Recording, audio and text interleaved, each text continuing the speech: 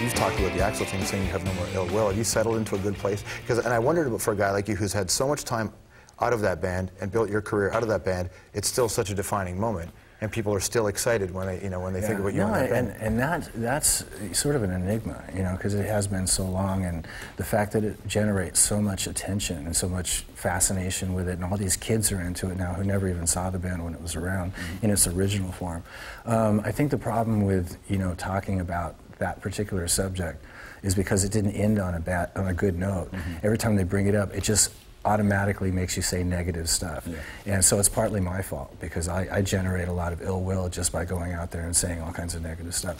So at this point, I'm just like, I don't really I'm not really bitter about it, and I haven't been for a while. So I'd just rather not talk about it. But how do you find that place?